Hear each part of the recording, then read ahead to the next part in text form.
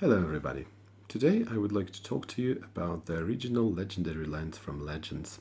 As you know, there are 5 of them, one for each color, and they all have some particular abilities, except for, of course, giving you the mana of the appropriate color. So I'll start with what I would be considering as number 5, which is probably the weakest of them.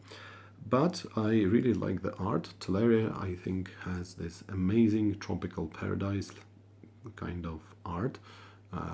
It's really much more appealing than the art of Tropical Island to me. But anyway, what it does is that it removes during your, or not necessarily your, during an upkeep, it removes bending or bends with others ability. And I'm not going to say that bending is absolutely useless in old school, because this is not true. There are some neat combat tricks you can do with it, and overall it's just a part of the history of Magic, but still it doesn't really warrant putting this card into your deck. However, the good thing about Teleria is that it is not an island, and this means that it can be sacrificed for your Serendip Djinn without any damage. And I actually saw this card being played exactly for this reason in some decks. So that's a bonus for it. At number 4, I would put Carcassonne. And actually Carcassonne, as you know, is the most expensive of these cards in terms of money, how sought after this card is. And obviously there are so many legends in other formats, but in our 92-94 format, legends, as you know, are not stellar. And of course there can be some neat either combat tricks with bouncing this legend you've got maybe, and of course you can use this to combat your opponent's legends, but chances are pretty low that your opponent is going to play a legend. Maybe there is a Gwendolyn, there is Solknar, there is Rubinia, if we name some of the popular legends, but still this doesn't really mean that you should include this card in your, let's say, white weenie deck. I personally don't really do that, but this is not particularly useless. Still, I think that it hasn't reached its true potential in old school. Then I would put Hammerheim. This one is an interesting case, because you understand that one of the weaknesses of non-basic lands is that, well, they are non-basic, and this means that they are vulnerable to Blood Moon. So this one has the ability to remove land walk from your opponent's creature, and this is very useful in my, let's say, Urnum Burnham deck, for example, where I use it constantly. If I have Blood Moon, it will still be a mountain, which is not a drawback, and I can use it to remove Forest Walk from the creature that my Urnum gave Forest Walk to. So this is a neat ability.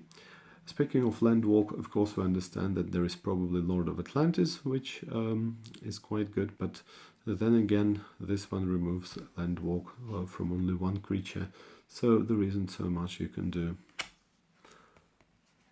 At number 2, I would put Urgh, a card that I previously underestimated, I think. The interesting thing is that for some weird reason it can remove 2 abilities from a creature. One of those is Swamp Walk, not any land walk, but only Swamp Walk, or First Strike. And you know that First Strike is definitely relevant in old school, and you've got various knights, and you've got Pump Knight, you've got Black Knight, you've got White Knight. These are the main, I think, First Strike creatures. And if you use that, then it's definitely a nice bonus, so why not? I think this is definitely a rather interesting and important card. At number 1, however, I would put Pendel Heaven. And Pendel Heaven, as you know, gives +1/+2 until end of turn to a creature that is exactly 1/1. And there are many 1/1 creatures, as you understand, in old school. There are Llanowar Elves, and they're also green, of course. There is Script Sprites, and there's also Card Ape, if you play it very early and you don't play a forest. So there are many ways you can use it. I use it with Script Sprites usually, so I can pump them once, then I can Giant Growth them, Berserk them again. That's actually very powerful. So Pendel Heaven, a really, really nice card. I think that this is definitely the most playable of them. At least, again, I'm talking about from what I have seen. So these Legends cards are definitely very nice. They are worth getting just for the sake of collecting them. The art on all of them is definitely gorgeous and great. Urgh seems a bit weird to me. I mean, all those distorted proportions, but this is the part of the style, I guess. So anyway, what I wanted to say about these particular lands is that they're definitely unique, and this gold border on them is precious by itself. And I wish we had more cards like that, but we already have these.